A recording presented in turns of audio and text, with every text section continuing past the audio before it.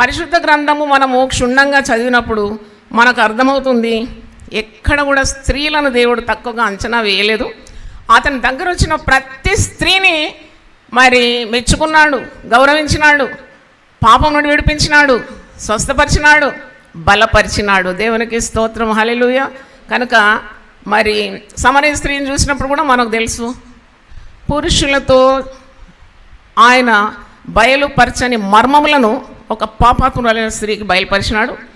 నేనే మెస్సేనని బయలుపరిచినాడు. ఈ నీళ్లు త్రాగువాడు మరీ దప్పికొంటాడు, నేనిచ్చే నీళ్లు త్రాగువాడు ఎన్నడూ దప్పికొనడన్నాడు.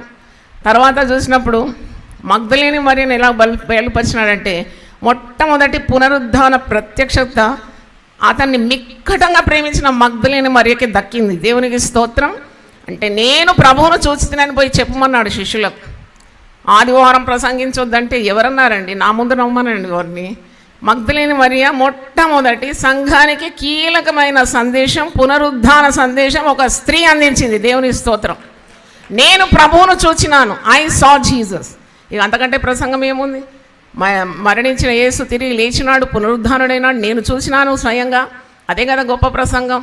కనుక మనం ఎప్పుడు కూడా నిరాశపడద్దు, నిస్పృహ చెందొద్దు.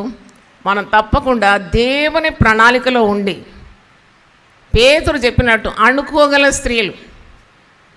స్త్రీలకు అణుకు అనేది చాలా ముఖ్యం.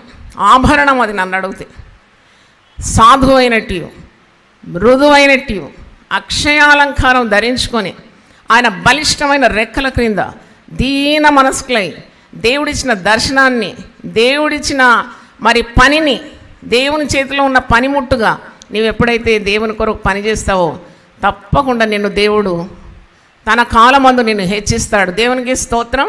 తప్పకుండా నీకు తన వరములను ఇస్తాడు, తన అభిషేకాన్ని నీకు ఇస్తాడు, తన పనిని నీకు బయలుపరుస్తాడు, తన దర్శనాన్ని నీకు మరి బయలుపరుస్తాడు. దేవునికి స్తోత్రం. మరి వాక్యంలో చూసిన